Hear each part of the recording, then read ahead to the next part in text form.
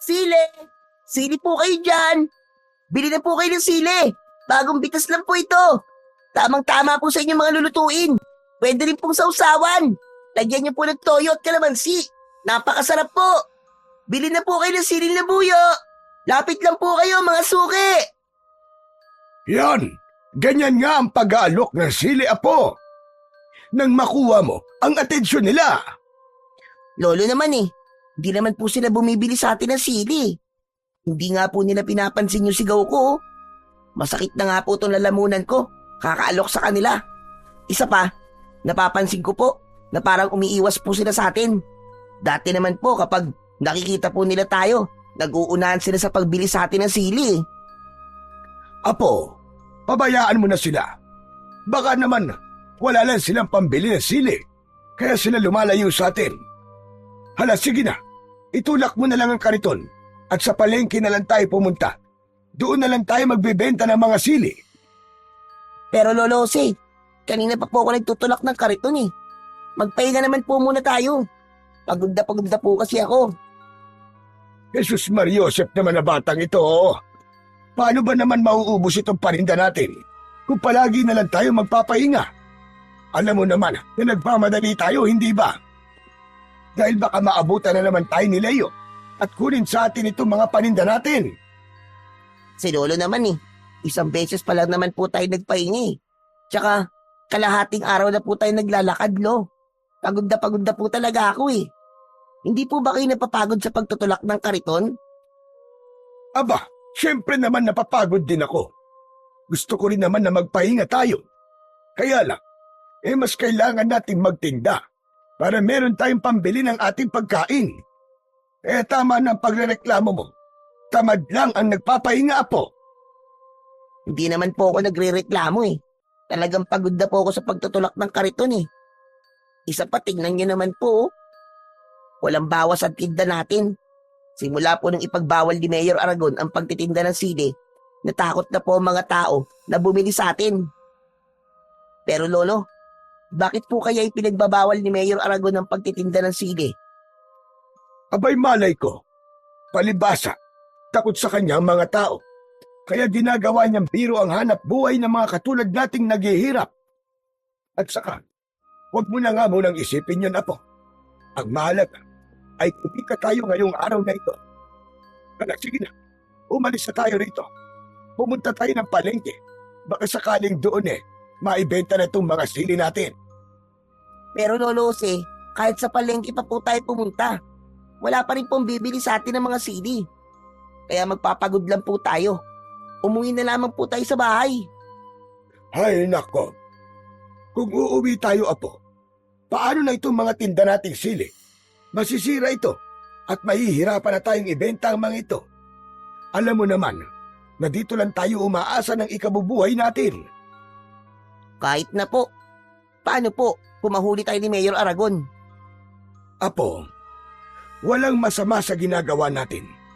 Kaya naman bakit tayo matatakot sa kanya? Hindi ba't galit ka sa mga duwag? Bakit ka natatakot ngayon? Hindi ka na ba matapang? Aba, matapang po ako, Lolo Jose, no? Nagmana po kaya ako sa inyo. Ang inaalala ko lang naman po ay ang kalagayan po ninyo.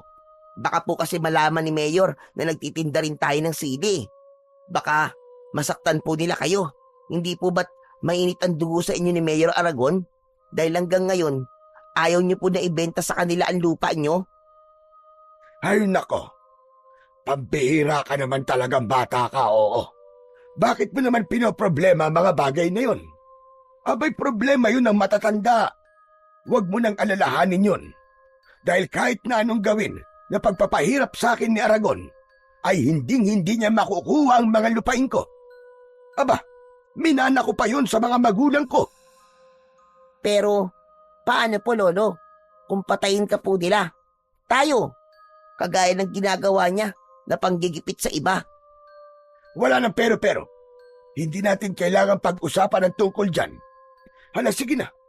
Magtulak ka na nga ng kariton at mag-alok ka pa ng sili sa kanila. At kapag nakaubos na tayo ng maaga, ay uuwi rin tayo kagad sa bahay at ipagluluto kita ng paborito mong pansit bato. Hala, talaga po, Lolo Jose? Hindi po ba kayo nagbibiro? Mukha ba ako nagbibiro, Buboy? Basta't sumigaw ka pa ng malakas na malakas para marinig nila ang inaalok mong sili. Wala nang nagawa ang may 10 taong gulang na batang si Buboy, kundi ang sumunod sa utos ng kanyang lolose. Paulit-ulit siyang sumigaw ng malakas para mag-alok sa mga tao. Magmula nang ipagbawal ni Mayor Aragon ang pagtitinda ng sili, ay mas nahirapan na silang kumita sa isang araw. Hinala ni Lolo Jose, ginagawa lang yon ni Mayor Aragon para gipitin siya at mapilitan siyang ipagbili ang kanyang lupang sinasaka. Subalit nanindigan ang matanda na kahit na anong mangyari ay hindi nito ipagbibili ang lupang minana pa niya sa kanyang mga magulang.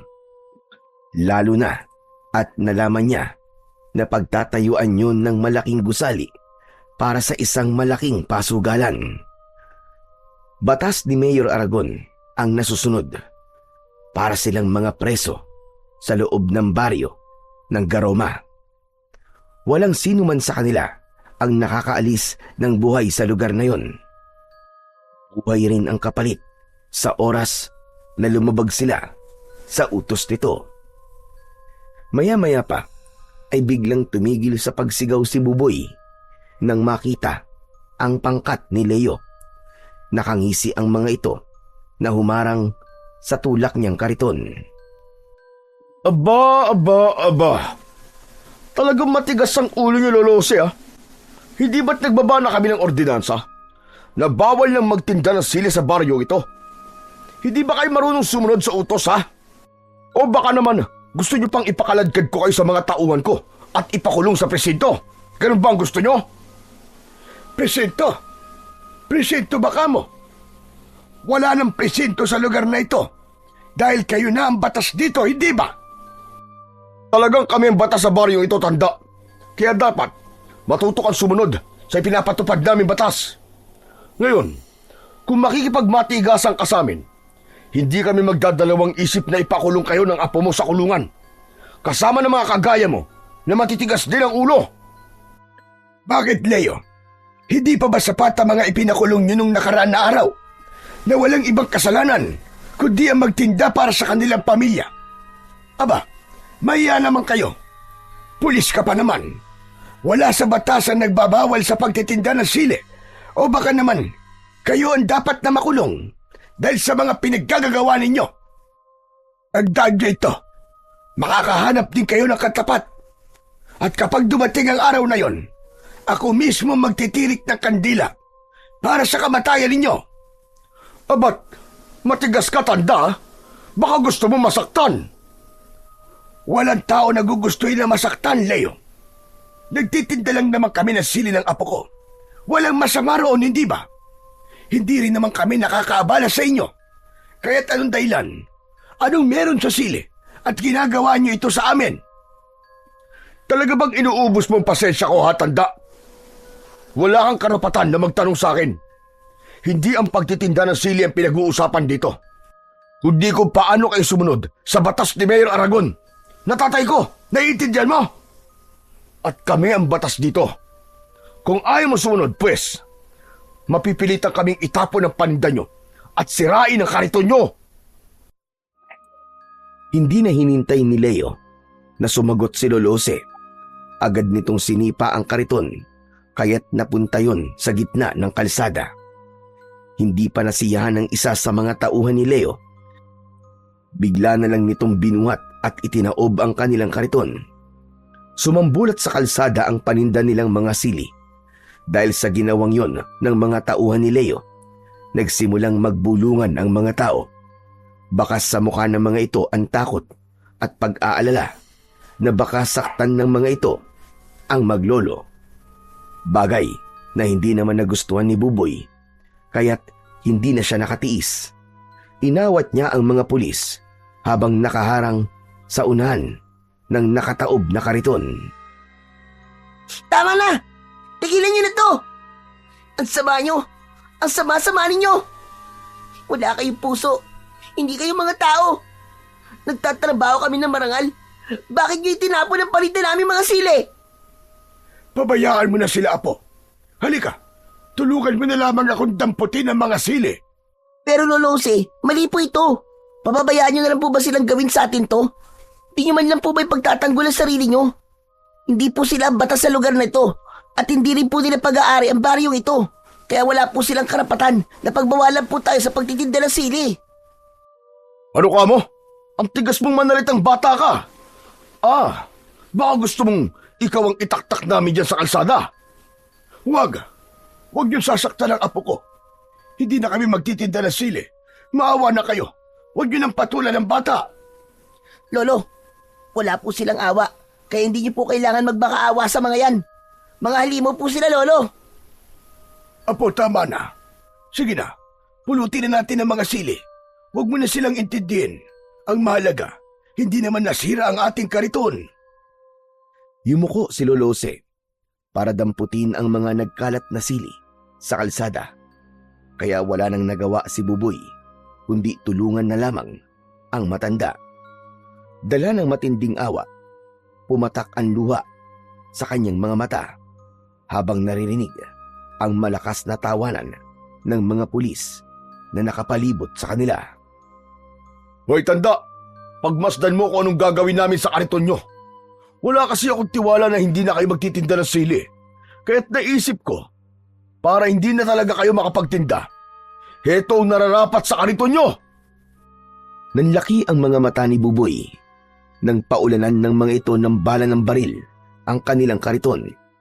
Kaya't nagsitakbuhan ang mga tao dahil sa takot. Nang mga sandaling yon, ay hindi na napigilan pa ni Buboy ang kanyang sarili. Hinawakan niya ang kamay ng isa sa mga pulis ni Leo at pilit na ibinaba ang hawak nitong baril. Nilambitin na niya ang braso nito at hindi pa siya nakontento. Kinagat niya ito sa kamay. Napasigaw ng malakas ang lalaki at muntik siyang barilin. Pabalyasan itong itinulak pero muli niya itong pinigilan. Tama na po! Maawa na po kayo sa kariton namin. Nakikiusap po ako. Wala po kami ginagawa masama sa inyo. Nagtitinda lang naman po kami ng sili.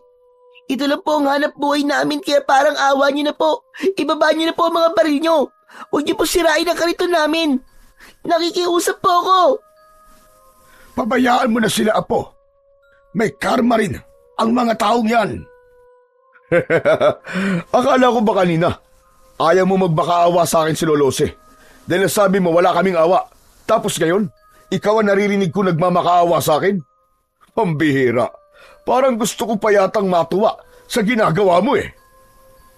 Dahil ang kariton na yan ay mahalaga sa buhay ni Lolo Jose.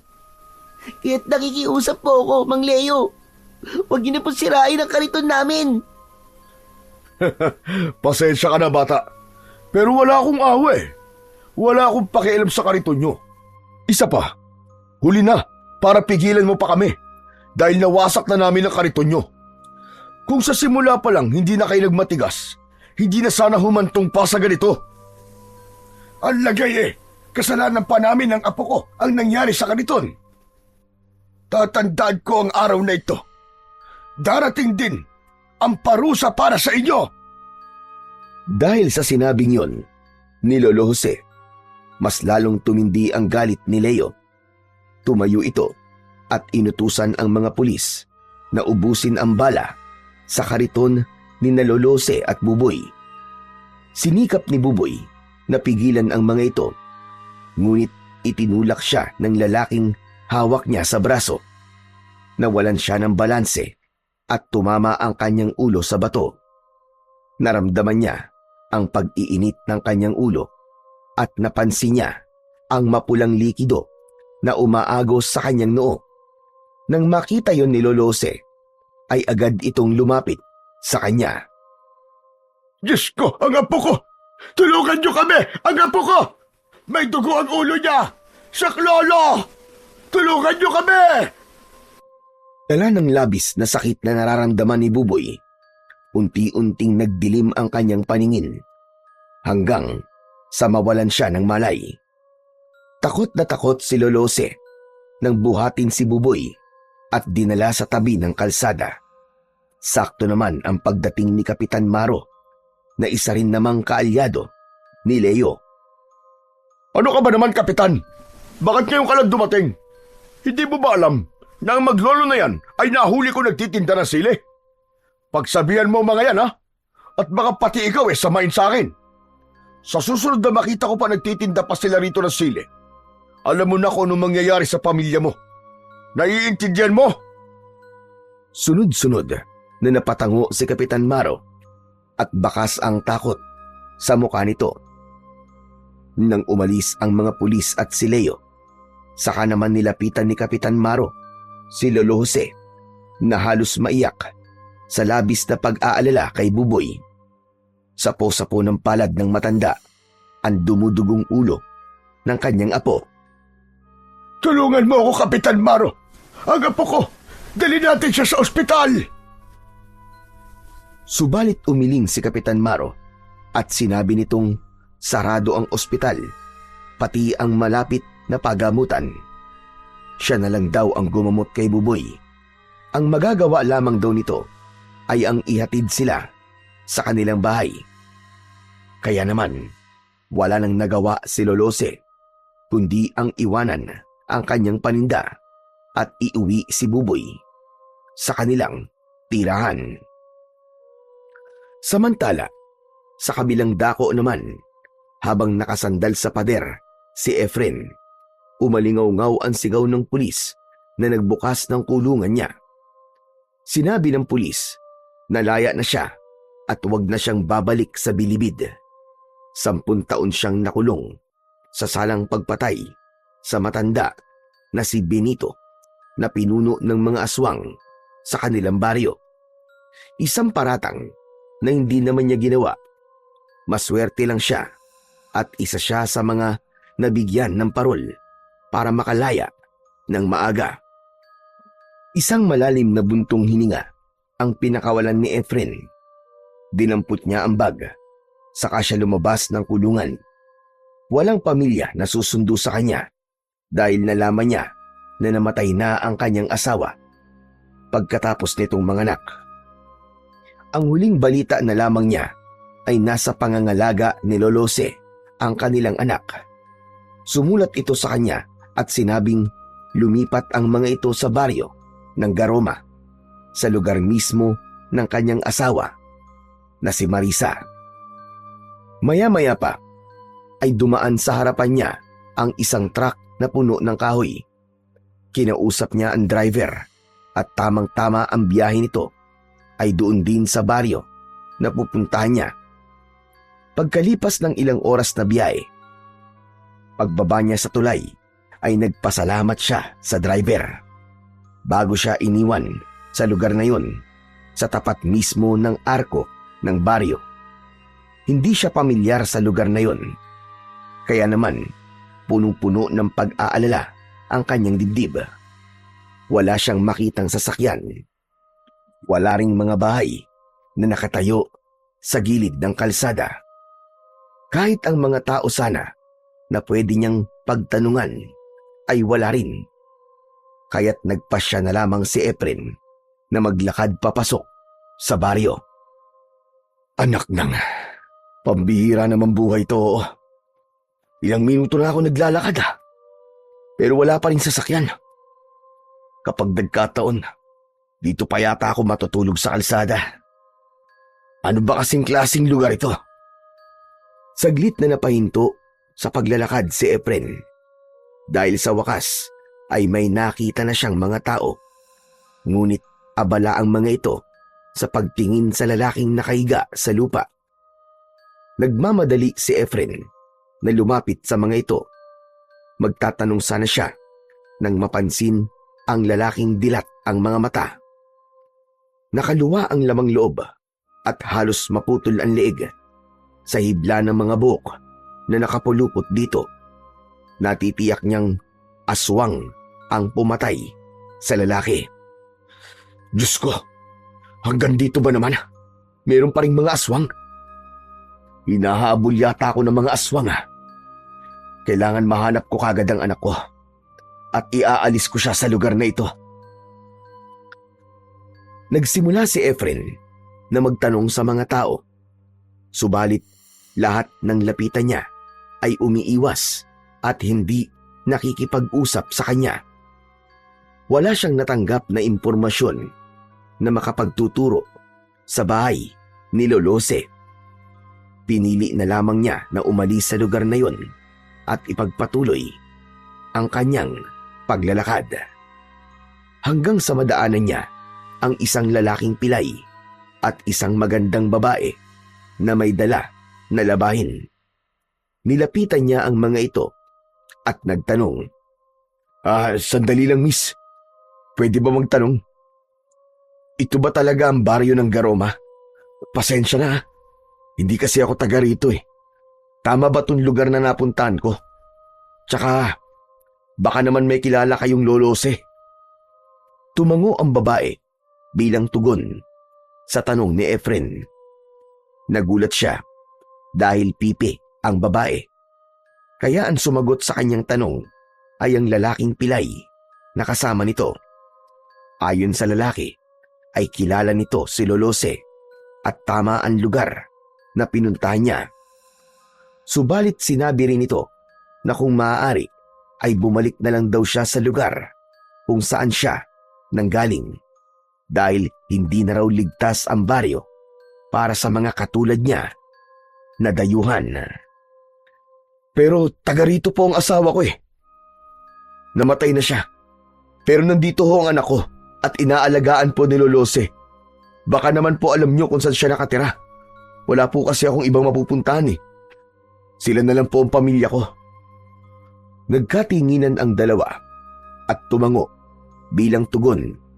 Nakilala nga ng mga ito si Lolose. Itinuro ng dalawa ang direksyon kung saan siya pupunta. Basta ang natandaan niya ay malapit raw sa simbahan ng Garoma, ang bahay ng matanda. Pagkatapos na magpasalamat ni Efren, ay nagsimula na siyang maglakad at iniwan ang dalawa. Kaya lang, hindi pa man siya nakakalayo sa mga ito, ay narinig na niya ang sigaw ng mga taong nakausap niya kanina. Kasunod ng malakas na tawanan ng mga lalaki at ingay ng tunog ng makina ng sasakyan. Napalingon siya sa gawi ng mga ito at nakita ang isang lalaki na nakaharang sa dalawa. Sandali lang, nene. Nagmamagandang loob lang naman ako sa'yo. Sige na naman. Pumayag ka nang ihatid kita sa bahay niyo. Pero ang gusto ko, ikaw lang ha. Iwan na natin ang pilantod mong ama.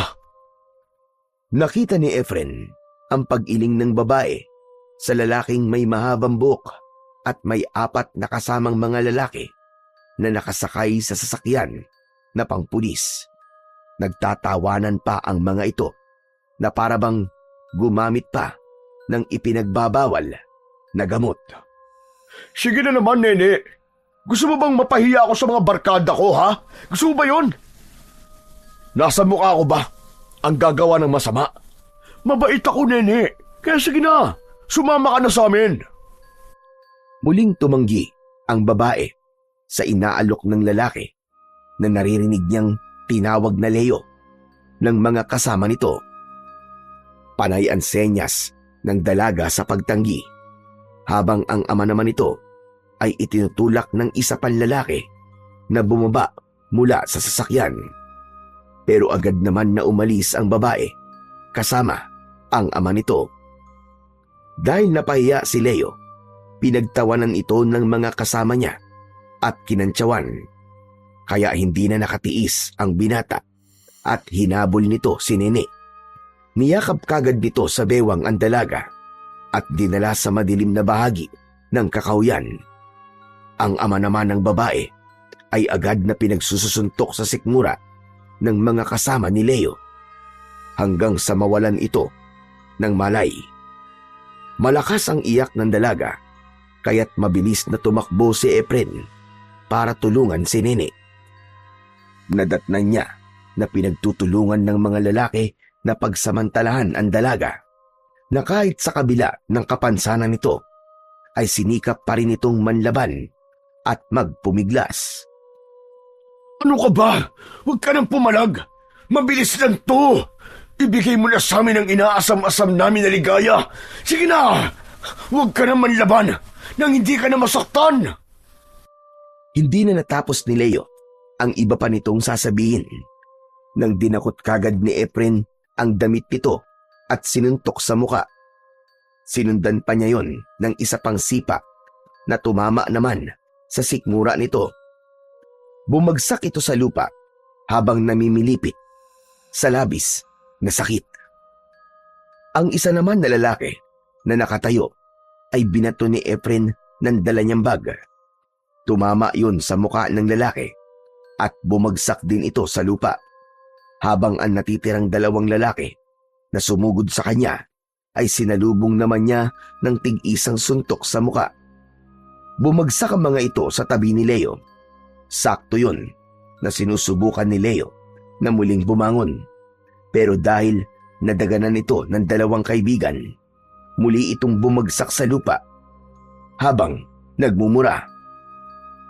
Lintik! Sino ba nakialam sa atin? Ano ba? Bumangon kayo! Sugurin nyo! Uling umatake kay Efren ang mga tauhan ni Leo. Naiwasan niya ang suntok at gumanti siya ng sipa sa muka ng mga ito. Sa muling pagbagsak ng dalawa sa lupa, sumugod si Leo sa kanyang kinaroroonan. Pero sinalubong niya ito ng isang suntok sa muka at isang sipa na tumama naman sa dibdib nito. Muli itong bumagsak sa lupa.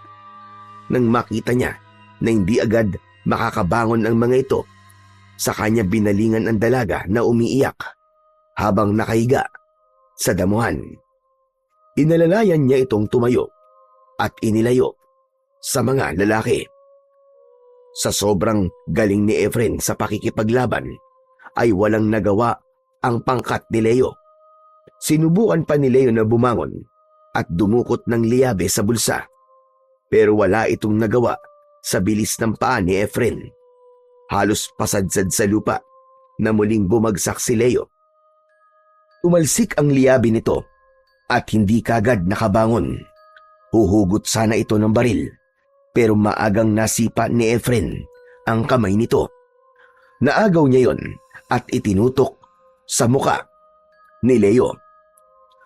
Sige, subukan mo. Isang maling kilos mo lang, sambulat ang ulo mong hayop ka. Nakita ni Efren na dahan-dahan na rin na bumubunot ng baril ang mga kaibigan nito. Pero agad na nagpaputok ng baril si Efren. Tumama yun sa lupa sa pagitan ng hita ng isang lalaki, kaya nahinto ang pagtatangka nitong lumaban. Isang pagkakamali nyo lang. Katapusan na maliligayang araw nyo, mga jablong buwang. Tignan ko lang kung magamit nyo pa yung mga kargada nyo kapag sinubukan nyo pang gumalaw. Sige, subukan nyo! Dahil sa bantang yun ni Efren, bumakas ang takot sa mukha ni Leo na natututukan niya ng baril sa mukha. Anak ng tutsa, oh! Ibaba nyo mga baril nyo! Kung ayaw nyong butasin ko ng bala ang mukha ng lalaking to, sige na, ibaba nyo na! Madali akong mangawit at nervyoso ko. Baka mamaya bigla akong makalabit to. Bricks! Roy! Mga lintik kayo! Ibaba nyo na ang mga baril nyo! Ano ba? Bilisan nyo! Baka mamaya biglang kalabitin ito ang gatilyo eh! Sakalang ibinaba ng mga lalaki ang hawak na baril at inihagis yun sa paanan ni Efren. Dinampot niya ang mga yon at matapang na hinarap ang mga ito. Hala, sige! Hubad! Maghubad kayo! Teka, sandali lang! Bakit po kami pinag-uubad? Ano ba binabalak mo sa amin? Sinunod namin ang gusto mo ah! Huwag ka na magtanong! Basta maghubad kayo! Hubad! Sigurado ka ba sa sinasabi mo, Brad? Baka hindi mo nakikilala kung sino binabangga mo. Wala akong pakialam kung sino ka pa. Basta maghubad ka. Kung ayaw mong pasabugin ko ang bao ng ulo mo, tsaka yung ulo mo sa baba, Ano? Bilis! Hubad! Wala nang nagawa sina Leo, kundi ang sumunod sa utos ni Efren. Isa-isang hinubad ng mga ito ang kani-kanilang mga damit. Pagkatapos ay gumawa ng bag si Efren na yari sa dahon ng lipa. Isang uri iyon ng dahon na makati kapag napapadikit sa balat. Nang matapos siya sa kanyang ginagawa, ay iginapos niya sa baging ang kamay ng mga ito. Saka itinali sa sasakyan at dinala sa istasyon ng mga pulis. Nang tumigil sila sa tapat ng presinto, galit na nagbanta si Leo. Hayop ka! Pagsisisihan mo ginawa mong ito. Gagawin kong impyerno ang buhay mo! Matagal ng impyerno ang buhay ko. Hindi ako natatakot sa banta mo. Matagal na akong takot. Kaya sige, lakad! Isuko niyo ang mga sarili niyo at aminin niyo ang ginawa niyo kay Nene. Mapapahiya ka lang. Walang mangyayari sa pagdala mo sa amin dito. Kaya't simulan mo ng magdasal. Dahil ito na ang magiging katapusan mo. Saad ni Leo habang namimilipit ito sa labis na kati. Napansin din ni Efren na namumula ang balat nito dahil sa mga pantal sa katawan. Maya-maya pa ay lumapit si Efren sa mga pulis na sumalubong sa kanila. Chief, magandang hapon po sa inyo. Nandyan po ba ang hepe nyo? Sumagot ang isang pulis na hindi naka-uniforme, ngunit may baril at tsapa sa bewang. Sinabi nitong nasa loob ng presinto. Sinamahan sila nito sa loob kasama si Nene at nadatnan niya ang lalaking nakaupo sa lamesa. May hawak itong papel habang seryosong nakatingin doon. Narinig niya na binanggit nito ang lupa ng mga taong hindi pa rin umaalis sa lupang pag-aari nito. Biglang natigil ito sa pagbabasa nang tumingin sa gawi ni Efren. Oh, ano yon? Anong kailangan nyo? May mga nahuli po akong mga lalaki. Muntik pong pagsamantalaan si Nene. Balak po sana niya magreklamo. Gusto niya po na makausap si Hepe. Ako ang hepe dito. At ako rin ang mayor ng baryong ito. Ano ba sadya mo sa akin? Dala ko po mga lalaking muntik na magsamantala sa dalagang to. Ang kanya namang ama ay nasa sasakyan at wala pa ring malay hanggang ngayon dahil binugbog po ng mga lalaking yun. Tumayo ang lalaki na nakilala niya sa pangalan na Mayor Aragon. Sa unang pagkikita pa lang nila ay naramdaman niya ang kakaibang bigat sa presensya nito. Kaya mas tinatagan niya ang kanyang loob at sinalubong ang matalim nitong tingin. Ang inaalala lang niya ay ang dalagang kanina pang takot na takot at gusto nang umalis. Para bang ayaw nitong magreklamo sa mga lalaking muntik nang manggahasa sa kanya. Lalo na nang biglang nagsalita si Mayor Aragon. Madali naman akong kausap Lalo na sa mga inargabiyado ng anak kong si Leo. Kaya pala malakas ang loob ni Leo Dahil mayor palang tatay niya. Hindi ang pagiging tatay at mayor ko ang pinag-uusapan dito, kundi ang reklamo ng dalagang dinala mo rito. Sa tingin ko, hindi ka taga rito, kaya hindi ka natatakot sa akin. Bakit naman ako matatakot sa inyo? Wala naman akong ginagawang masama. Dapat pa nga po ay magpasalamat ka dahil may pumigil sa anak mo na magkasala. Hindi mo yata ako naiintindihan Anak ko si Leo at dito sa baryong ito, batas ko ang nasusunod. Kaya hindi ko kailangan magpasalamat sa'yo dahil anak ko mismo ang pinag-uusapan natin dito. Kung gusto mo, tatanungin ko yung babaeng muntik pansamantala ng anak ko. Kukunan ko kayo ng statement para legal ang gagawin yung demanda. Ikaw naman, Iya. Ano ba talaga nangyari sa'yo, ha? Mukhang tinatakot nyo naman si Nene Hindi nyo ba alam na pipi siya? At wala siyang kakayang magpaliwanag sa inyo? Wala akong pakialam kung pipi siya o ano ang kapansanan niya. Isang iling at tangulang ang isasagot niya sa mga tanong ko. Kaya iha, sumagot ka. Tinatanong kita, ano ba talagang gusto mong ireklamo sa anak mo, ha? Dahil sa malakas na boses ni Mayor Aragon, ay napatakbo sa labas ng presinto si Nene. Wala nang nagawa si Efren, kundi ang tumayo at pigilan ito. Ngunit natutukan na siya kagad ng baril ni Mayor Aragon. Hoy lalaki, subukan mo lang nahabulin ang babae na yon at papuputukan ko ng baril ang ulo mo. Ang tangkasa ng paghabol ni Efren sa dalaga ay natigil at napalingon sa gawi ni Mayor Aragon. Lumapit ito sa kanya at sinuntok siya sa muka. Sabay tutok din ng baril sa kanyang noo. Wala naman palang gustong ireklamo ang dalagang yun eh. Pinipilit mo. Alam mo ba kung sino ang gusto mong ipakulong sa akin? Ha? Siya ang kaisa-isa kong anak. Kaya lahat ng mga taong mananakit sa kanya, pinapatay ko.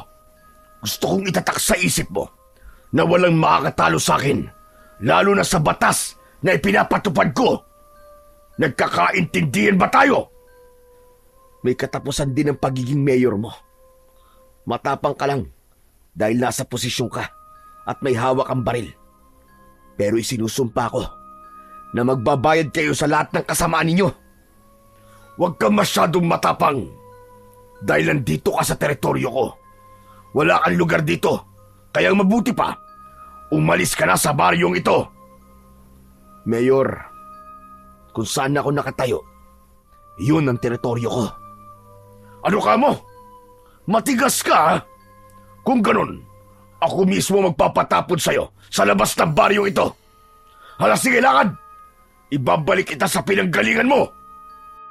2 palo ng baril sa ulo ang naramdaman ni Efren. Halos manlabo ang kanyang paningin nang isakay siya sa sasakyan na pag-aari ni Mayor Aragon. Pagkalipas ng kalahating oras ay narating nila ang dulo ng tulay. Saka pabalya siyang itinulak sa labas ng arko ng baryo. Ibinato sa kanya ang dala niyang malaking bag, kasunod ng pagduro nito sa kanyang muka. Hindi ako nakikipaglokohan, lalo na sa mga estranghero na kagaya mo. Magpasalamat ka at mabait pa ako. Binibigyan kita ng pagkakataon na umalis sa baryong ito. Pagkatapos ng ginawa mo sa anak ko, doon pa lang sana sa presinto, pinatay na kita. May kasalanan ng anak mo, kaya ako siya sinaktan. Ako, ano bang kasalanan ko? Para ganituhin niyo ako. Malaki ang kasalanan mo dahil sinaktan mo ang anak ko, si Leo. Kung saan ka man nanggaling, bumalik ka na sa lugar mo at huwag ka nang babalik dito. Sa sobrang galit ni Mayor Aragon, dinakot nito ang damit ni Efren at pinagbantaan. Tandaan mo ito. Ni anino mo, ayoko nang makita sa baryo ng Garoma. Kung ayaw mong pakainin kita ng bala. Sabay suntok sa kanyang muka. Bumagsak siya sa lupa habang hindi inaalis ang paningin sa muka nito. Akma na sanang tatayo si Efren, pero muli siya nitong tinutukan ng baril sa noo. Huwag mo nang subukan lumaban dahil mapapadali lang lalo ang buhay mo. Hindi ko na uulitin ang sinabi ko sa iyo kanina. Huwag ka nang babalik sa baryong ito.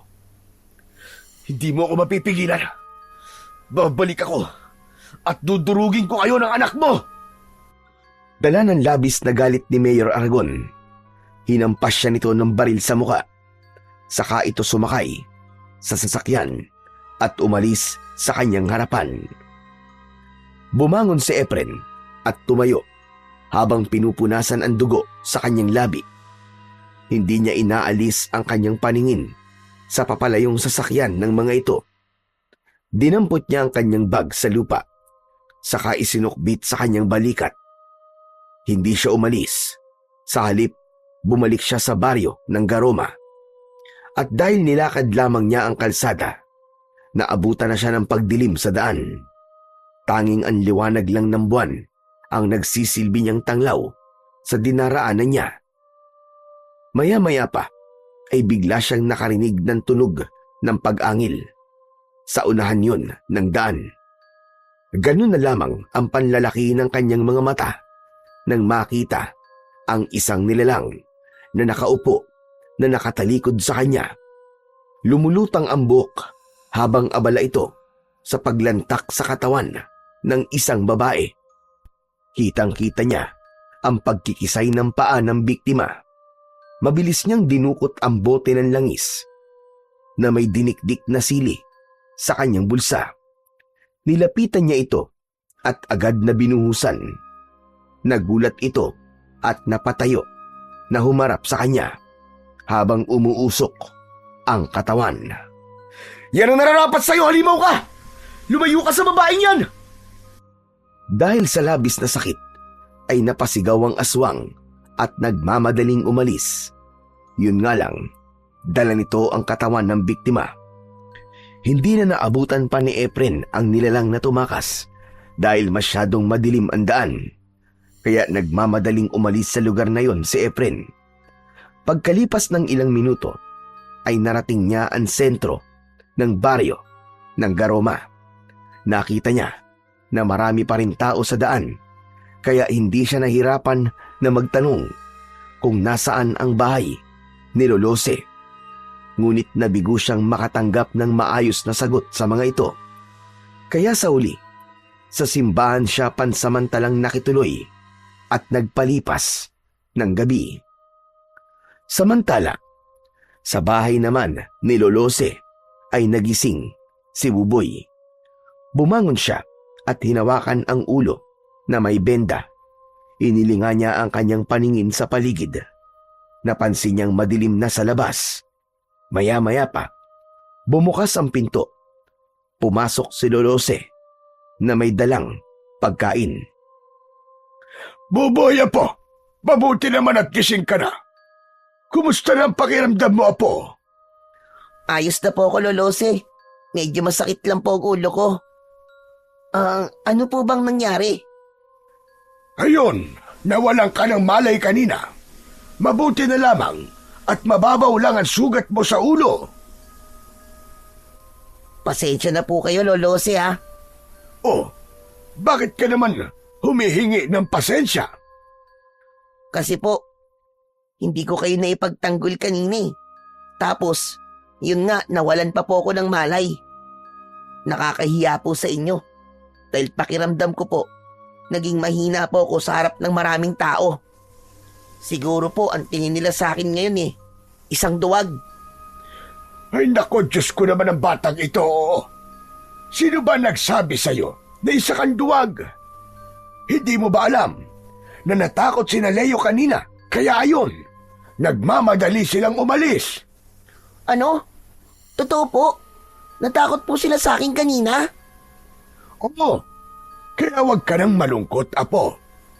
O heto, kumain ka na. Ipinagluto kita ng paborito mong pansit bato.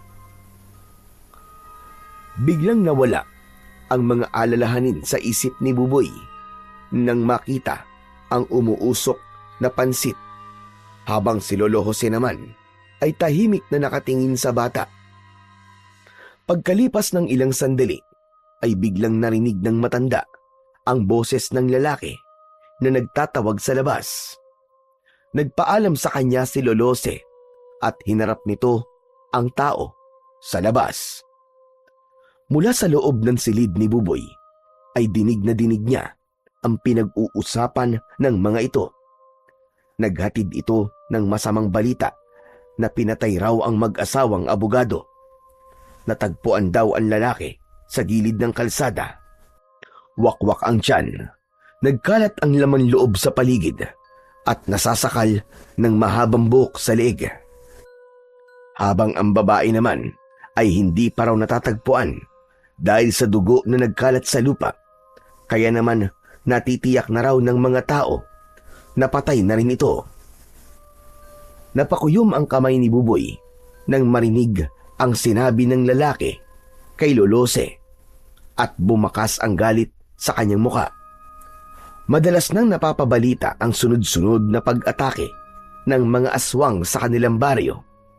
Hinala ng lahat ng mga tao na kagagawan daw yun ni Mayor Aragon na may alagang mga aswang para patayin ang lahat ng kumakalaban dito. Dahil doon, hindi na napigilan ng matanda ang labis na galit. Mga demonyo! Demonyo talaga! Talagang sagad na sa buto kasamaan ng hayop na mayor na yan. Tipunin mo mga kasama natin bukas. Kailangan na natin pagplanuhan ng maigi ang pagpapatalsik sa alkalde na yan. Bago pa nila tayo maubos, kailangan mapatay na rin natin ang mga alagad niyang aswang. Narinig ni Buboy ang pagtugon ng lalaking kausap ni Lolose. Nagpaalam na ito sa matanda, kasunod ng yabag ng paa, papalapit sa kanyang kwarto. Maya-maya pa ay pumasok ito sa loob. Wala na nag-iisang tagapagtanggol natin, Apo. Pinatay na kagabi ng mga aswang. Diyos ko, nag-aalala ko na baka isang araw ako naman ang guluhin ng mga aswang na yun. Ipagbili ko na lang kaya ang lupain ko, Apo. Wag po, Lolosi. Ito na lang po natitirang alaala nyo sa mga magulang nyo, di po ba? Ipaglaban nyo po ang karapatan nyo. Wag po kayo matakot sa kanila.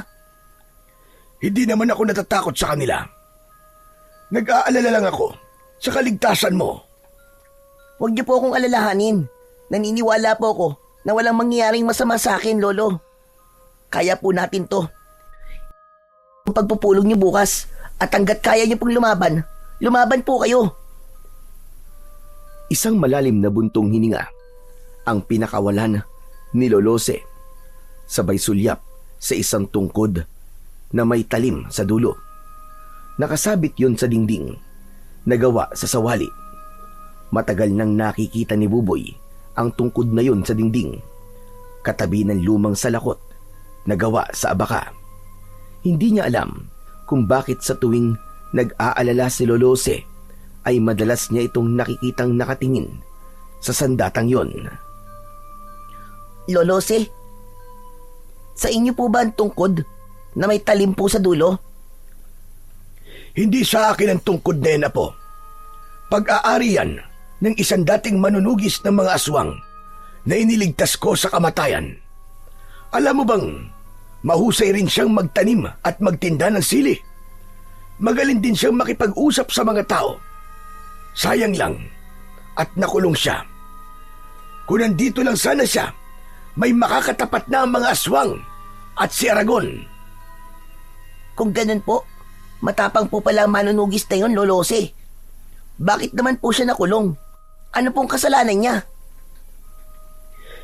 Inako niya ang kasalanan ng iba. Siya ang naabutan ng mga pulis. Bumalik kasi sa dating anyo ang aswang na yon. Kaya inakala ng mga pulis na tao ang pinatay ng manunugis. Kung ganun po, nakakulong pa rin po siya hanggang ngayon. Tama ka, Apo. Ay nako, wag na nga natin pag-usapan ang tungkol sa kanya. Nalulungkot kasi ako kapag naaalala siya. O siya, sige na. Matulog ka na. At maaga pa tayong pupunta sa simbahan bukas. Mag-aalay tayo ng dasal sa 10 taon na pagkamatay ng nanay mo. Hala, muntik ko na po makalimutan. Kaya nga, magpahinga ka na at matutulog na rin ako. Napapailing na umalis si Lolose sa loob ng kanyang silid.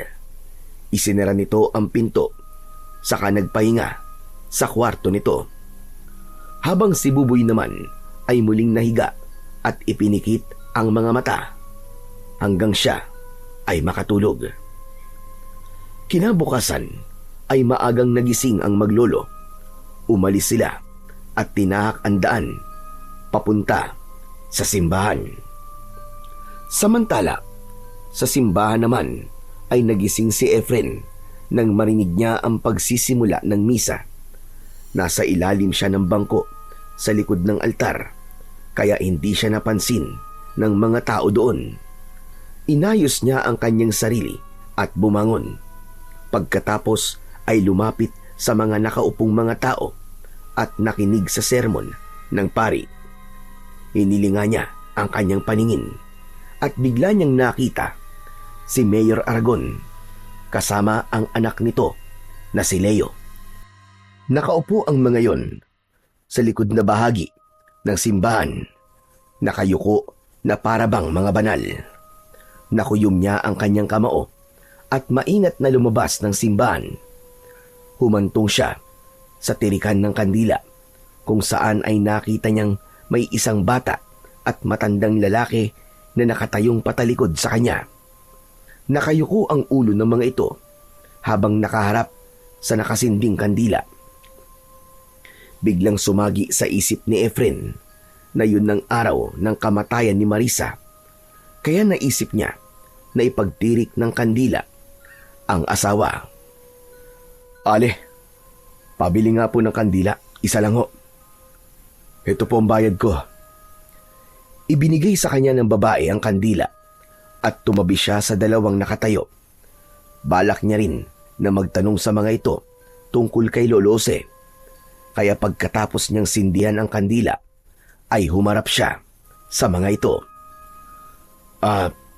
Tatang, pwede po ba magtanong? May kilala po ba kayong Lolose ang pangalan? Napaawang ang bibig ni Lolose nang matitigan nito ang lalaki. Bumundol ang kaba sa kanyang dibdib. Hindi siya maaaring magkamali. Si Efren ang nasa harapan niya. Si Efren naman ay agad na nakilala ang matanda. Ang reaksyon nila ay napansin ng batang si Buboy. Sa tingin niya ay matagal nang magkakilala ang dalawa. Efren? Aba, Efren, ikaw na ba yan? Opo, ako po si Efren. Kahapon ko pa po kayo hinahanap, Lolose. Teka, Lolose. Sino po siya? Kilala niyo po ba siya? Dati ko siyang kaibigan, Buboy. Halika, Efren. Sa bahay na tayo mag-usap. Naunang maglakad ang matanda, habang sina Buboy at Efren naman ay matagal na nagkatitigan. Parang may kung anong lungkot ang nakita ni Buboy sa mga mata ng lalaking kaharap. Nangingilid ang luha nito habang titig na titig sa kanyang muka. Saka lang niya naalala na habulin si Lolose at iniwan ang lalaking kaharap. Lolose, sa atin po ba siya titira? Hindi ko alam, Apo. Baka magbabakasyon lang siya. Hala, sige na. Mauna ka na sa bahay at ipaghanda mo kami ng maiinom.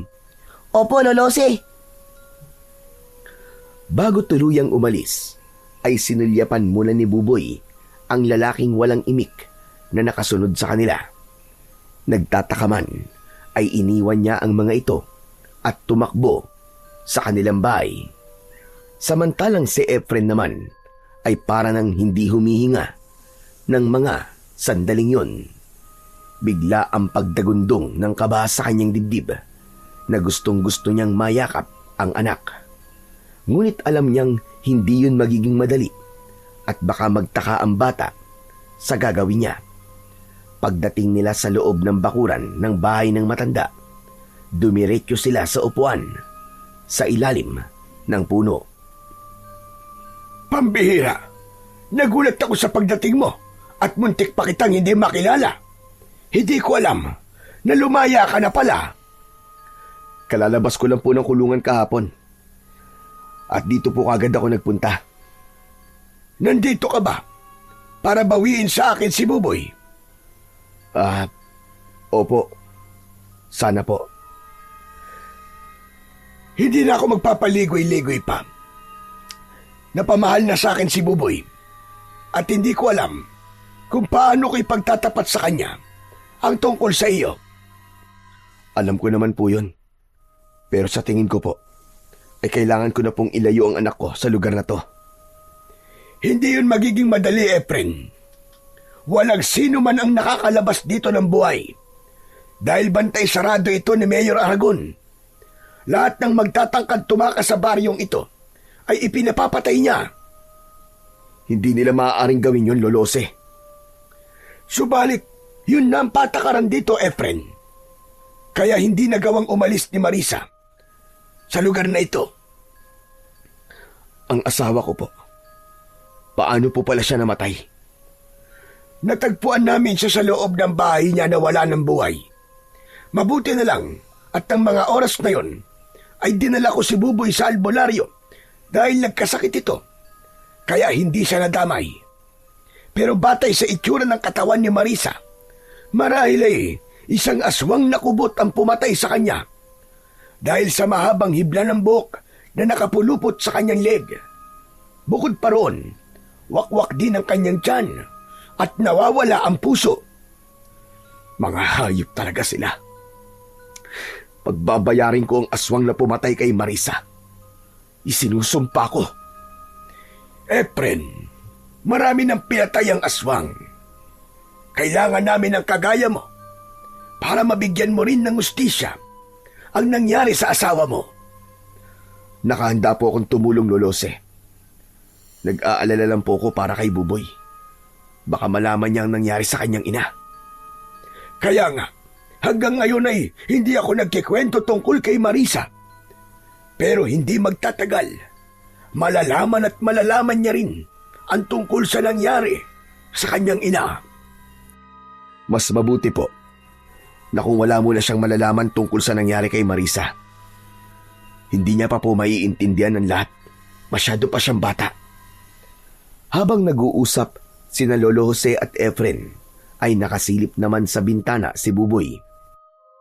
Dala ang 2 baso ng kape na iaabot niya sana sa mga ito. Kaya lang ay nakita niyang seryoso ang pinag-uusapan ng dalawa. Hindi kaya siya ang kaibigan ni Lolo Jose? Siya kaya ang nagmamay-ari ng tungkod na may talim sa dulo? Naku, kapag nagkataon, meron na magtatanggol sa amin ni Lolo Jose. Kung ganun, matapang pala siya. Bumakas ang tuwa at pag-asa sa mukha ni Buboy nang maisip niya ang bagay na yon. Maya-maya pa ay ibinalik niya muna ang tasa sa loob ng kanilang kusina at hinayaan niyang mag-usap ang mga ito sa labas. Samantala, hindi naman mapakali si Efren nang marinig ang sinabi ni Lolose. Kung namatay ang asawa ko sa lugar na to, hayaan niyo po ako manatili sa bahay niyo. Paano ang plano mong pagkuha sa anak mo? Saka ko na po iisipin yun. Ang mahalaga sa ngayon, mabigyan ko ng hustisya ang nangyari sa asawa ko. Lolose, ipakilala niyo po ako sa anak ko bilang kaibigan niyo. Mananatili mo ng lihim ang pagkatao ko sa kanya. Sige, ikaw ang bahala. Pero sikapin mo muna na hindi mahalata ng mga kalaban ng totoong pakay mo sa pananatili mo sa baryong ito. Huwag po kayo mag-alala. Hanggat kaya ko, ay hindi ako lilikha ng gulo. Gagawin ko ang lahat para hindi kayo mapahamak. Lalong-lalo na po ang anak ko. Mabuti naman kung ganon. Ano na ang plano mo ngayon, Efren? Magtitinda po ako ng sili. Tutal, yun naman po ang dati kong hanap buhay. Habang ginagawa ko po yun, magmamatsyag ako sa mga tao sa baryo. Pero ipinagbabawal ng mga Aragon ang pagtitinda ng sili dito. Paraan nila yun para gipitin ako sa lupa at mapilitan akong ipagbili ito. Nakita mo ba na may benda ang ulo ni Buboy? Nakuha niya yon habang nagtitinda kami ng sili ng anak mo. Tauhan ni Leo ang may gawa nun sa kanya. Pati anak ko pinatulan nila. Anak ng teteng. Humanda talaga sila. Hindi magtatagal. Malapit ko ng putulin ang mga sungay nila. Dahil sa ginawa nila sa anak ko. Mas lalo ko silang gagalitin. Pero baka mapahamak naman lalo ang apo ko. Magtiwala po kay Lolose. Ako na po ang bahalang gumawa ng paraan. Isang plano ang nabuo sa isip ni Efren at lihim na sumulyap sa bintana ng bahay ng matanda. Alam niya na kanina ay nakasilip doon si Buboy. Hindi rin niya sinabi kay Lolose na una niyang nakaharap si Leo, kaya natitiyak niyang kaya niyang labanan ang mga ito. Bukod pa roon, hindi alam ng matanda na habang nakakulong siya ay may isang matandang salamangkero ang nagturo sa kanya ng karunungang itim na nagbibigay bisa sa lason ng kahit nanong bagay na gamitin niya sa ritual. At naisip niya na sili ang gamitin niyang lason sa mga aswang. Ang kailangan lang niya ay maibenta ang mga sili sa mga tao bilang bahagi ng pagsasagawa niya ng ritual. Magagawa niya lang yon sa tulong ni Buboy dahil kabisado na nito ang lugar. Ang mabuti pa, pumasok na tayo sa loob ng bahay para naman makapagpahinga ka na. Naunang pumasok sa loob ng bahay, si Lolose. Saka sumunod si Efren. Bumungad sa kanya ang loob ng bahay. Nakita niya ang larawan ni Marisa. Muling bumakas ang galit sa mukha ni Efren nang maalala ang kwento ni Lolose tungkol sa nangyari sa kanyang asawa. Samantala, mula naman sa loob ng silid ni Buboy ay dinig na dinig niya ang yabag ng mga paa ng mga ito. Papasok sa loob ng kanyang silid. Nakita niya ang dalawa na nakatayo sa pintuan. Buboy Apo, halika. Doon ka muna sa kwarto ko matutulog. Dito muna si Efren sa silid mo. Sige na, dalin mo na ang mga gamit mo doon. Ang ibig niyo po sabihin, Lolose, dito na po titira si Kuya Efren? Parang may kutsilyong tumusok sa puso ni Efren nang marinig niya ang sinabi ng kanyang anak na si Buboy. Hindi ako magtatagal dito. May kailangan lang akong gawin. Siya nga pala. Gusto mo bang sumama sa akin sa pagtitinda ng mga sili? Nag-aalalang napatingin si Buboy sa muka ni Lolose na seryoso rin na nakatingin sa kanya. Lolo, hindi niyo po ba sinasabi kay Kuya Efren na bawal po dito ang magtinda po ng sili? Alam na niya, Apo. Kaya lang, hilig niya talaga ang paglalako ng sili. Isa pa, gusto niyang malaman ang lahat ng pasikot-sikot sa lugar na ito. Hindi naman ako makakasama sa inyo dahil walang maiiwan dito sa bahay. Isa pa, huwag kang mag-alala. Magaling humanap ng paraan si Efren. Maabilidad siya. Paano po si Mang Leo? Ang mga pulis nila na mananakit po sa amin kapag nahuli niya kaming nagtitinda ng sili. Huwag kang mag-alala, Buboy. Sisiguraduhin ko na ligtas ka at hindi ka mapapahamak. Ayos ba yun? Sige po. Sasama po ako sa inyo. Dala ng tuwa ay yumakap si Buboy sa bewang ni Efren. Nagkaroon tuloy siya ng pagkakataon para mayakap ng mahigpit ang kanyang anak. Malungkot naman na lumabas si Lolose. Hinayaan itong mapagsolo ang mag-ama. Sige po, Lolo Efren. Magpahinga na po muna kayo. Para po mamaya, magtitinda na po tayo ng sili. Kaya lang, nasira po ang kariton namin eh. Sinira po ng mga walang niyang pulis ni Mang Leo. Ako na ang bahala sa kariton. Marunong naman akong gumawa nun eh. Nang matapos mag-usap ang dalawa, saka lang umalis si Buboy. Naiwan si Efren sa loob ng kwarto ng anak. Pinagmasdan niya ang mga gamit nito. Pero mas napukaw ang kanyang atensyon sa tungkod na nakasabit sa dingding. Ibinaba niya ang kanyang bag. Sa kanilapitan ang tungkod. Hinawakan niya yon, kaya hindi niya namalayan na nasa likod na pala niya si Lolose. Iningatag ko mga yan, Efren. Dahil alam ko na balang araw ay muli ang sasayad sa iyong mga kamay. Panahon na para tapusin ang pag-asik ng lagim ng mga aswang sa baryong ito. Bigyan niyo pa po ako ng sapat na panahon. Kailangan ko lang po ng konting oras para sa mga plano ko. Ikaw ang bahala. Kaya kita kinausap ngayon ay dahil gusto kong malaman mo na madaling makuha ang loob ni Buboy. Kung magpapakita ka ng katapangan sa kanya, mapapadali ang pagtanggap niya sa iyo bilang ama niya. Matapang ang anak mo, Efren, at yun ang minana niya sa ugali mo. Ngunit sa sandaling magpakita ka sa kanya ng kahinaan o kaduwagan, ituturing kanyang isang kaaway. Sinasabi niyo po bang unti-unti kong kunin ang loob niya sa pamamagitan ng pagpapakita ng katapangan sa kanya?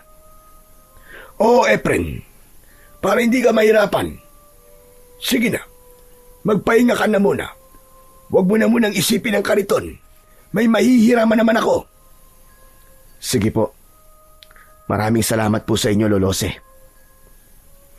Nang umalis si Lolose, ay nagpahinga muna saglit si Efren sa katre ng kanyang anak, habang nananatiling nakatingin sa bubong. Pagkalipas ng isang oras, ay bumangon si Efren. Nagpalit siya ng damit. Nang matapos sa ginagawa, ay lumabas siya ng kwarto. Nakita niyang naghihintay sa kanya si Buboy sa tabi ni Lolose. Nakangiti ito at handa nang magtinda ng mga sili. Kanina ko pa po kayo iniintay, Kuya Efren. Nanghiram na po kasi si Lolo ng kariton sa kapitbahay namin eh. At nahihanda ko na rin po ang mga paninda natin na sili. Ganun ba? Sige, lumakad na tayo. Mabuti pa nga. At kanina pa akong kinukulit ni Buboy na puntahan ka na sa silid mo. Tama-tama lang ang oras na ito para maglako ng mga sili. Basta't kapag natalaw nyo ang pangkat ni Leo, umiwas na muna kayo para wala ng gulo. Lolo, ngayon pa po ba kami iiwas? Kasama ko na po ang tao magtatanggol sa atin. Oh, panis sila kay Kuya Efren ko. Lagot sila ngayon. Tama na yan, Buboy. Huwag ka masyadong magmalaki sa kanila. Alalahanin mo na armado si Leo. Bago lang dito si Efren, kaya ikaw ang bahalang sumama sa kanya. Huwag na po kayo mag-alala masyado, Lolose. Kaya ko naman pong pangalagaan si Buboy.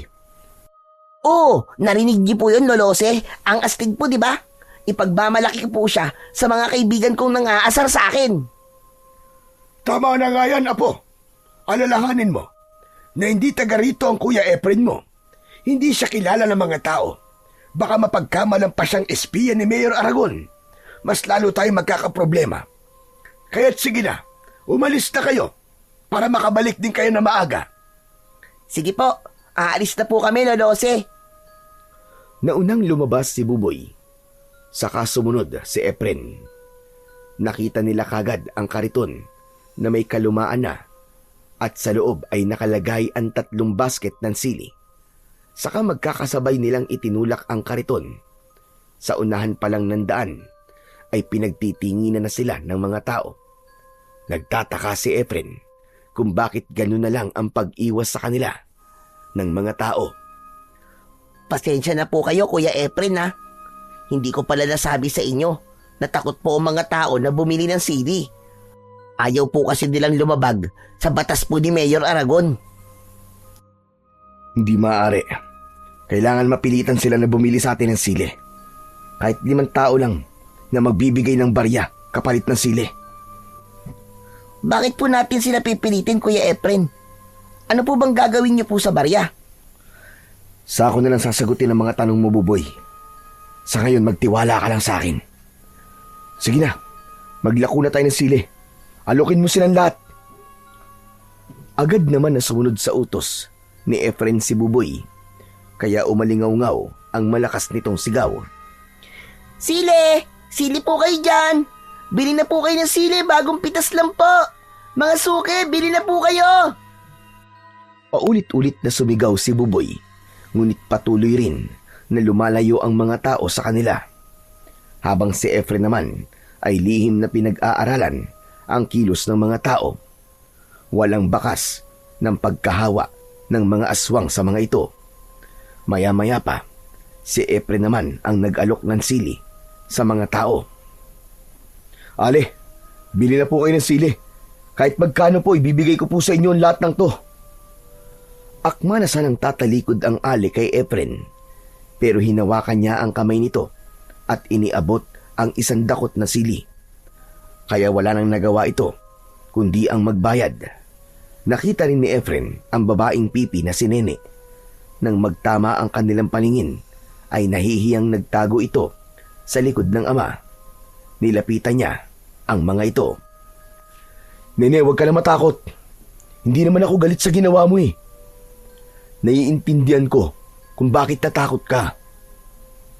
Huwag mo lang isipin ang mga nangyari. At teka, siya nga pala. Nahanap ko na pala si Lolo Jose. Salamat sa inyo ni Mang Pidring ha. Dahil sa sinabing yun ni Efren, bumili ang mga ito ng sili sa kanila. Mabilisan ang kanilang ginawang pagpapalitan. Kaya ang mga nakakitang tao ay mabilis din na lumapit sa kanila at bumili rin ng mga sili. Makakatulong po sa inyo mga sili.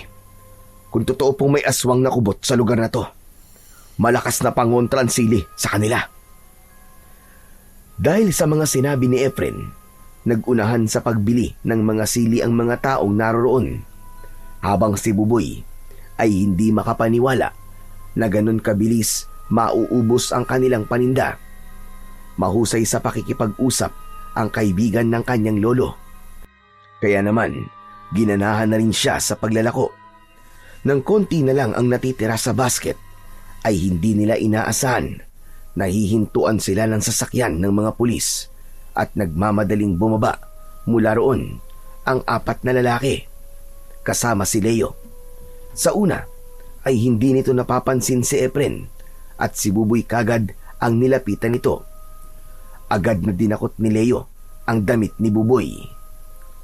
Ang tigas talaga ng pagmumukha mong bata ka eh, no? Hindi ba't sinabi kong hindi ka na magtitinda ng sili sa baryong ito? Hindi ka ba talaga marunong madala, ha? Hoy, bitiwan mo ang bata, pare. Wala siyang laban sa'yo. Dahil sa pagkakahawak ni Efren sa kamay ni Leo, ay nabaling ang atensyon nito sa kanyang muka. Hindi nito kagad naalala ang muka niya, pero nang lumapit ang isa sa mga kaibigan nito at sinabi na si Efren ang taong bumugbog sa kanila, biglang bumakas ang galit sa muka ni Leo. Kaya nalaman ni Buboy na talaga palang matapang si Efren. Binitiwan ni Leo si Buboy at dinakot nito ang suot na damit ni Efren. Sandali! Tutukan nyo ng baril ang batang yan. May gusto lang akong ipamukha sa hayop na ito. Tignan mo nga naman ang swerte, ano? Kung talagang para sa'yo, kusang lumalapit sa'yo. Pagkatapos magsalita ni Leo, ay 2 suntok kagad ang tumama sa muka ni Efren, habang binunutan siya ng baril na nakatutok sa kanyang noo. Hindi makaganti si Efren dahil hawak si Buboy ng mga tauhan ni Leo. Bumundol ang kaba sa kanyang dibdib dahil naunahan siya ni Leo at makikita ni Buboy kung paano siya matatalo sa laban. Maya-maya pa, isang pagpalo naman ng baril ang tumama sa kanyang muka, kaya't bumagsak siya sa lupa. Kuya! Kuya Efren, bumangon ka! Bumangon ka, kuya! Huwag kang papatalo! Lumaban ka sa kanila! Ngunit hindi lumaban si Efren. Tinanggap niya ang lahat ng suntok ni Leo. Lumapit na rin ang 2 kasama ni Leo at pinagtulungan siya ng mga ito na bugbugin sa harap ng batang si Buboy at ng mga taong nagulat sa mga nangyari. Habang ang isang tauhan ni Leo ay nakatutok pa rin ang baril sa sintido ni Buboy. Konting pagkakamali lang niya, buhay ng kanyang anak ang nakataya. Ano? Siraulo kang hayop ka? Matapang ka? Yung dahon na ipinambalot mo sa akin, punong-puno ng langgam. Ngayon, tignan naman natin kung sino ang lalanggamin ngayon. Isang suntok sa dibdib ang tumama kay Efren. Ganon din ang ginawa sa kanya ng iba pa nitong mga kasama. Umubo siya ng pagkalakas-lakas na may kasamang dugo, hanggang sa dumugo na rin ang labi at ilong ni Efren. Isang bagay na masakit para sa kanya, lalo na nang magtama ang kanilang paningin ni Buboy. Baka sa mukha nito ang labis na pagkadismaya. Hindi pa nasiyahan si Leo at hinagis si Efren sa kariton. Kasama niyang bumagsak sa lupa ang mga natirang sili at kariton. Gumuhit ang sakit sa kanyang katawan at hindi niya magawang gumanti sa mga ito.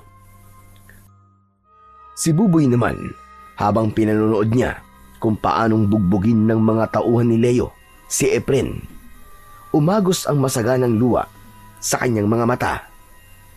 Naniwala siya na matapang ito. Akala niya kaya siyang ipagtanggol nito, pero nagkamali pala siya. Parang gusto niyang maglaho ng mga sandaling yon. O ano? Tayo! Matapang ka, di ba? Lumaban ka! Ano? Nasaan ngayon ang tapang mong hayop ka? Akala mo, kalilimutan ko ginawa mo sa amin, hayop ka? Sige, tayo! Lumaban ka! Ipakita mo ang lakas mo! Laban! Bawat salita na lumalabas sa bibig ni Leo ay sinasabayan yun ng sipa sa tagiliran ni Efren. Ni hindi siya makapagsalita. Naramdaman niya na pumikit na ang isa niyang mata, kaya hindi niya na halos makita ang mga kalaban.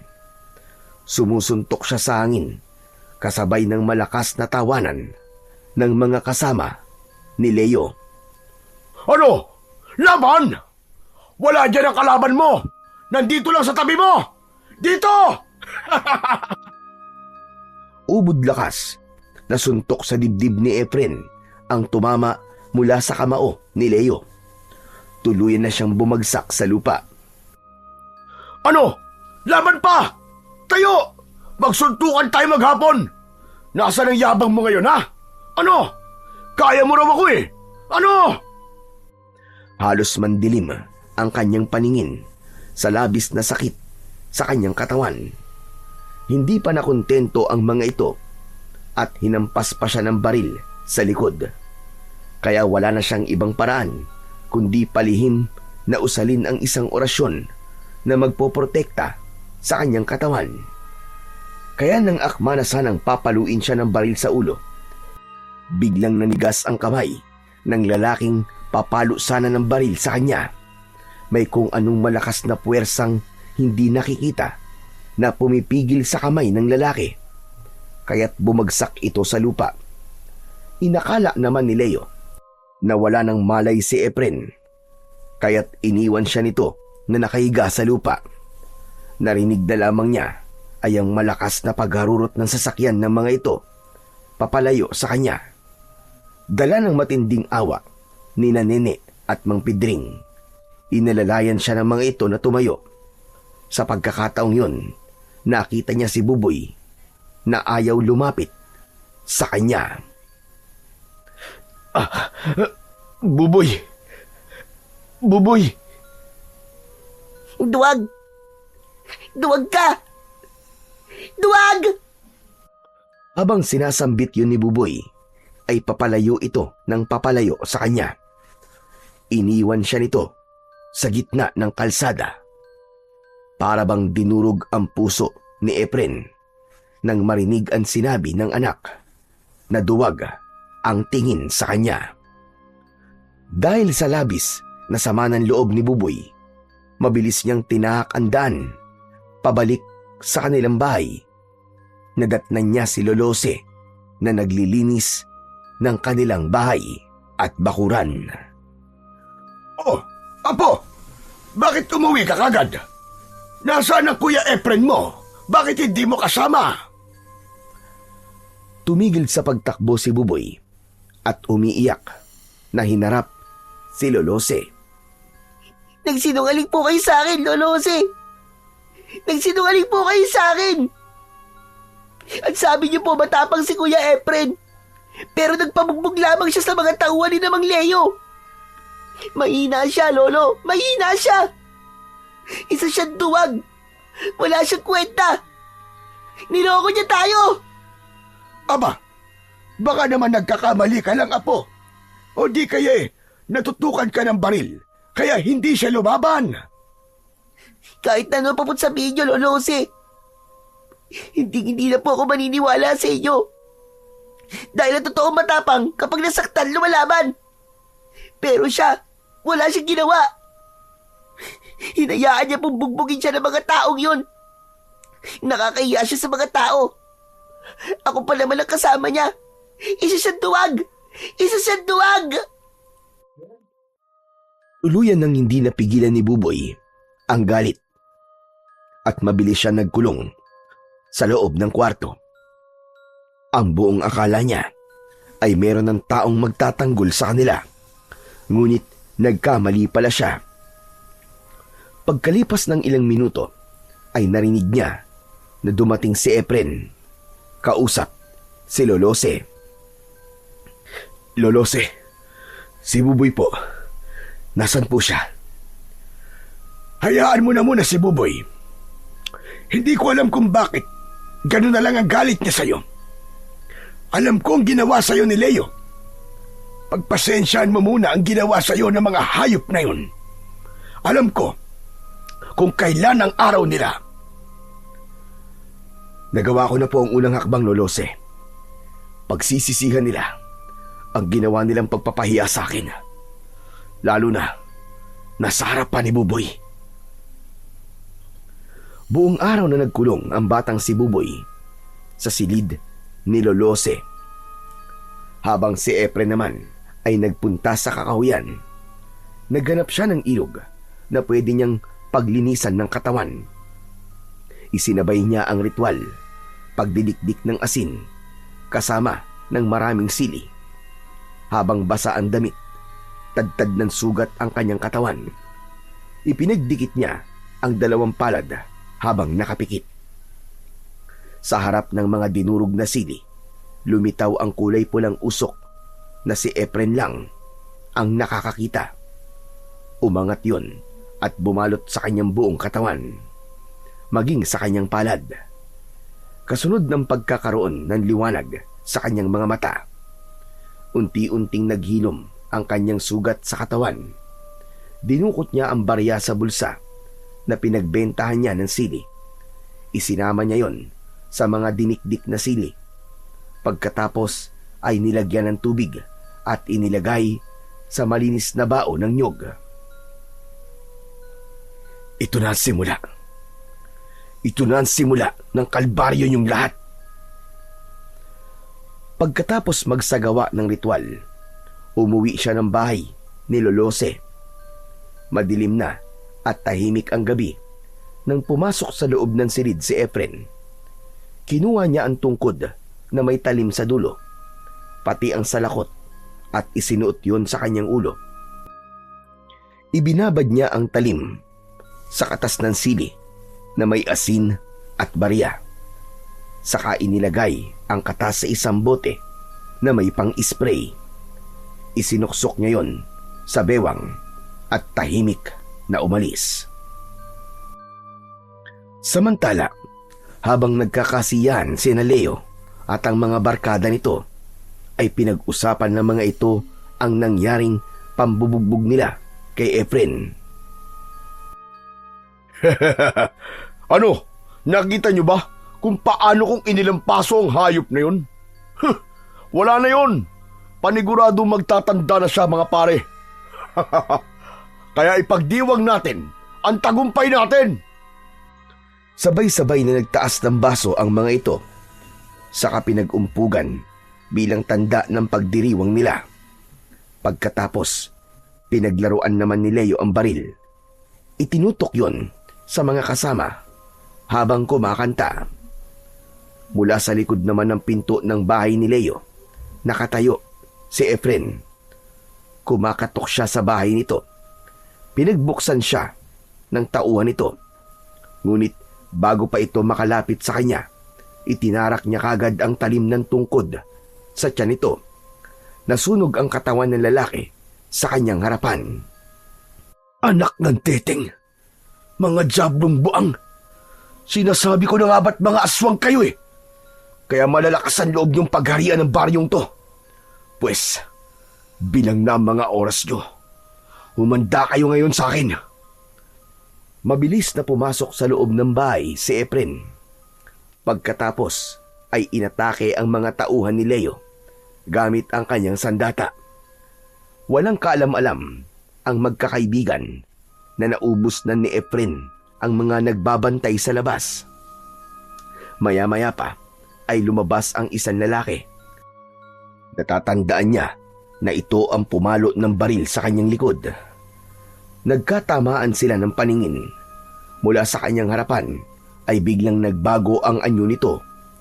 Naging isang kubot at ginamit nito ang humahabang buhok para umatake sa kanya.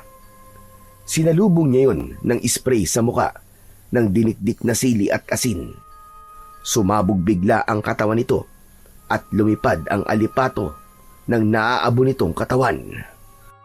Babalik ka na ngayon sa impyernong pinanggalingan mo. Iniwan ni Efren ang abo na kumalat sa sahig at mabilis na pinasok ang silid na kinaroroonan ni Leo. Hindi agad nakagalaw ang mga ito. Nakaawang ang bibig na nakatingin sa kanya. Magandang gabi mga kaibigan. Nandito ako para maningil ng pautang. Napatayo si Leo. Subalit nahampas na ito ng tungkod ni Efren. Bumagsak ito pabalik sa upuan habang ang dalawa naman itong kasama ay umatake sa kanya. Mabilis na kumilos si Efren. Sinalubong niya ito ng isang malakas na sipa at nang bumagsak ang mga ito sa sahig, ipinainom niya sa mga ito ang dinikdik na sili at asin. Nagkikiksay ang katawan ng mga ito habang bumubula ang bibig. Pagkalipas ng ilang segundo, sumabog ang katawan ng mga ito at nasunog. Anong pinainom mo sa kanila? Sabihin mo! Anong pinainom mo sa kanila? Gusto mo talagang malaman? Sige, sasabihin ko. Lason ang pinainom ko sa kanila. Lason mula sa dinikdik na sili at asin. Pagkasabi nun ni Efren, sinakal niya sa leeg si Leo, pero nagbago rin ang anyo nito. Humaba ang buhok, nagkulay pula ang mga mata, humaba rin ang pangil sa bibig at kuko nito sa mga daliri. Hindi siya maaaring magkamali. Si Leo ang aswang na binuhusan niya ng langis nang makita niya ito sa daan. Mabilis silang naglaban. Tumalsik si Efren at pasadsad na bumagsak sa sahig. Pero agad din siya nakabawi. Sumugod siya at inatake niya ng saksak ang dibdib nito. Kasabay ng pagbagsak nito sa sahig, sinakyan niya ito sa tiyan at itinaktak niya ang laman ng bote sa bibig nito. Nagkaroon ng kulay pulang usok ang bunganga nito. Nagkikisay ang katawan habang bumubula ang bibig. Tinubuan ito ng bukol sa balat. Pumuputok-putok na parabang kumukulo sa loob hanggang sa tuluyan na itong namatay. Nilapitan niya si Leo. Pinugutan niya ito ng ulo. Binitbit niya ang ulo nito palabas ng bahay, saka inilagay sa maliit na kahon na gawa sa tabla. Tumutulo ang dugo nito mula roon. Yun ang gagamitin niya para malason ang kapwa nito aswang. Dinala niya yon sa bahay ni Lolose para magsagawa ng panibagong ritual. Iniwan niya muna ang pugot na ulo sa ilalim ng hagdanan dahil balak niya munang makita ang anak bago siya muling umalis. Susugod na sana siya sa bahay ni Mayor Aragon. Ngunit isinasabit pa lang niya ang tungkod sa dingding nang marinig niya ang boses ni Buboy sa kanyang likuran. Tay? Napalingon si Efren. Nagpalipat-lipat ang tingin niya kina Lolose at Buboy na nasa loob ng kanyang silid.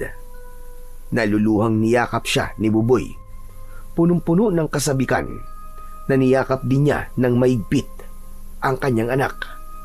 Habang nasa ganong sitwasyon sila, ipinaliwanag ng matanda ang nangyari kung paanong nalaman ni Buboy na siya ang ama nito.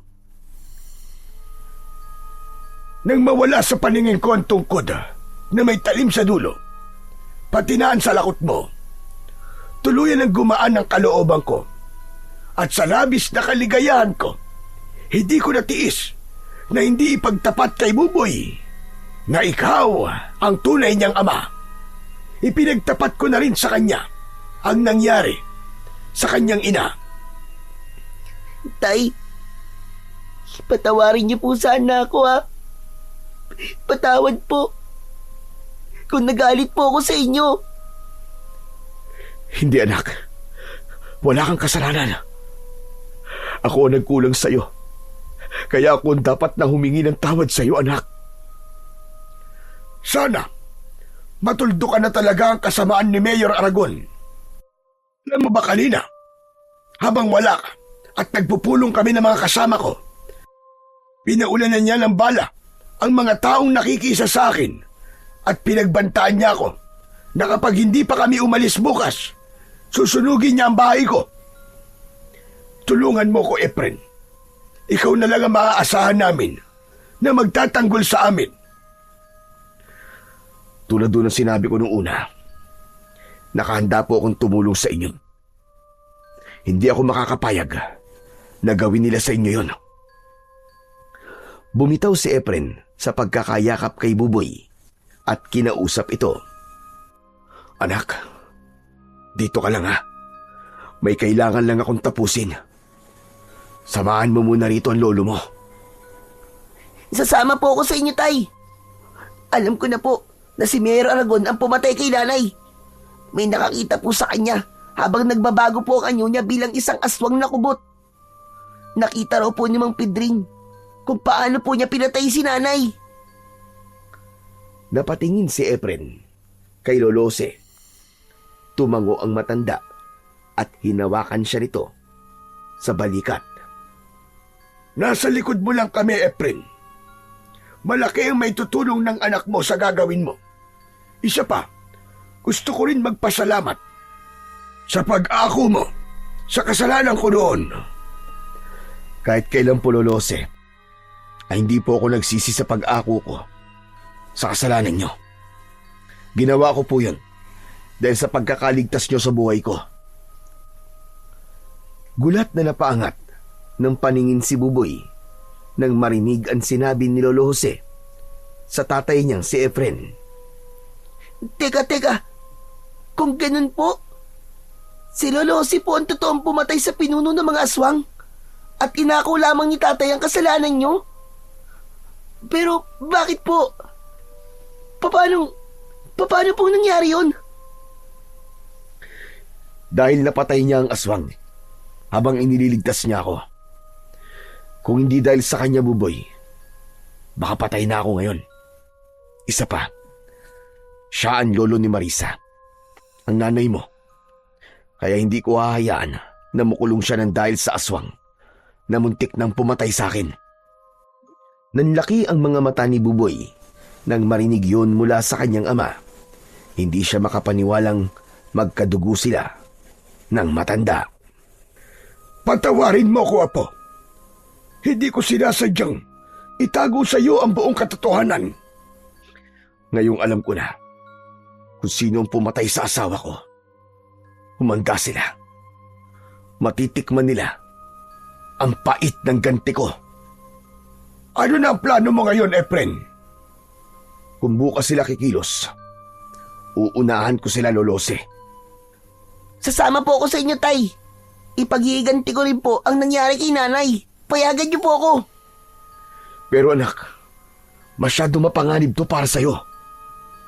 Efren, sige na. Isama mo na si Buboy. Kabisado niyan lugar. Teka, saan ba ang balak mong pumunta? Doon po, sa mansyon ni Mayor Aragon. Ipapadala ko sa kanila ang pugot na ulo ni Leo. Ibubuhos ko sa ulo ng anak niya ang katas ng lason ng dinikdik na sili at asin at barya. Sa sandaling makita nila ang laman ng kahon, lahat ng makakakita sa pugot na ulo ay makakalanghap ng lason mula sa singaw ng sili. Ako po ang gagawa ng paghatid ng kahon sa mansyon, Tay. Gusto ko pong makita kung paano pong masaktan ang hayop na Mayor Aragon na yun sa pagkawala ng kanyang anak.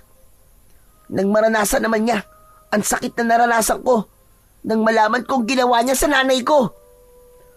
Tama si Buboy Efren. Malaki ang may tutulong ni Buboy sa paglusob natin sa mansyon nila. Wala na ngang nagawa si Efren, kundi ang pumayag sa gusto ni Buboy. Pagkatapos na magsagawa ng plano at ritual ni Efren, nagsimula na silang maglakad papunta sa mansyon. Nalaman naman ni Buboy na tanging ang aswang na kubot lamang ang malalason ng amoy na ginawa ng kanyang ama. Kaya tiwala siyang hindi siya malalason kahit dala niya pa ang kahon. Samantala, si Lolo Jose naman ay nagsama ng ilang mga tao na sasama sa kanila sa pakikipaglaban. Dala ng mga ito ang matutulis na si Bat, Itak, at si Buboy naman ay ang dinikdik na asin na may sili at barya. Habang si Efren naman ay ang tungkod na may talim sa dulo. Pagkarating nila sa tapat ng mansyon ay maraming tao. Parang may kasiyahan ang mga ito. Tahimik na pumasok sa loob ng mansyon si Buboy. Dala ang kahon na nakabalot pa sa papel na pangregalo.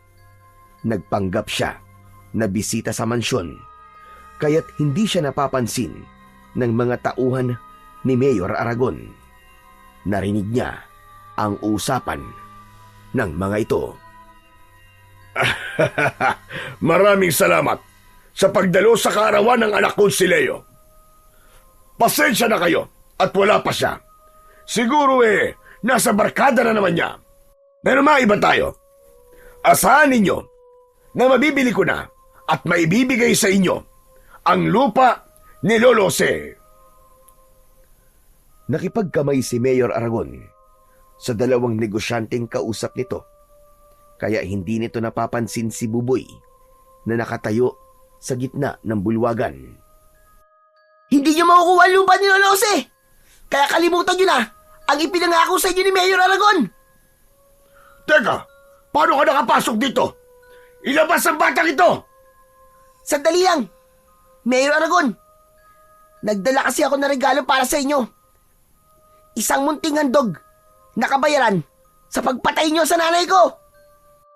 Inihagis ni Buboy ang kahon kay Mayor Aragon at nasambot nito ang kahon. Nagtataka na pinaikot-ikot ang bagay na yon at mabilis na binuksan. Pagbukas ay tumambad kagad sa paningin ni Mayor Aragon ang pugot na ulo ng anak. Kasabay ng sigaw nito, nagbago bigla ang anyo ni Mayor Aragon kasama ng lahat ng mga tao sa loob ng bulwagan. Naging isang aswang nakubot ang mga ito at kumalat ang buhay na buhok na tangkang umatake sa nakatayong si Buboy. Ngunit huli na ang lahat. Nalanghap na ng mga ito ang amoy ng sili, kaya isa-isang tumumba ang mga tauhan nito habang bumubula ang bibig. Nagkikikisay ang katawan at agad na nasunog. Hayop ka! Magbabayad kang bata ka! Sino ang pumatay sa anak ko? Ako! Ako ang pumatay sa anak mo! Anak ka ng teteng! Pinatay mo ang asawa ko si Marisa. Kulang pang kabayaran ng buhay ng anak mo sa buhay ng asawa ko! Kung ganun, papatayin ko kayong lahat kasama ang batang yan! Tumakbo papalapit kay Buboy ang aswang na si Mayor Aragon. Ngunit biglang humarang si Efren. Itinarak niya ang talim ng tungkod sa dibdib mismo ng aswang. Habang si Buboy naman ay lumapit din kay Mayor Aragon. Inispray niya ang katas ng sili sa mukha nito, habang si Efren naman ay paulit-ulit na sinaksak ang dibdib ng alkalde. Sumugod na rin ang taong bayan at pinagtulungan ng mga ito na saksakin ang nagkikikisay na katawan ng mga natitirang tauhan ni Mayor. Pinagmasdan ng mag-ama kung paanong unti-unting nalalason ang katawan ng mga ito. Tumubo ang malalaking bukol sa katawan ng aswang na kubot at nanlalaki ang mga mata habang pilit na tumatayo para lumaban sa kanila. Subalit bumula ang bibig nito hanggang sa tuluyang masunog ang katawan ni Mayor Aragon. Naluluwang napatingin si Buboy sa muka ng kanyang ama na si Mang Efren. Tay, gumana po ang lason na ginawa nyo. Hindi ko po alam na mahusay po pala kayong gumawa ng lason. Matututunan mo rin ang lahat ng yan, anak. Balang araw ay dalawa na tayong haharap sa mga aswang na kagaya ni Mayor Aragon. Tuluyan ng nakalaya ang baryo ng Garoma sa ganid na pamamahala ng isang kurap na kawani ng gobyerno. Sana ay wala nang kagaya niya ang muling maghari sa lugar na ito. Tara na mga kasama! Makakahinga na tayo ng maluwag! Wala na si Mayor Aragon! At dahil sa kasama natin na si Efren, nagawa nating magtagumpay! At siyempre, kasama ang kanyang anak na si Buboy! Mabuhay ang mag-ama! Mabuhay ang mag-amang manunugis!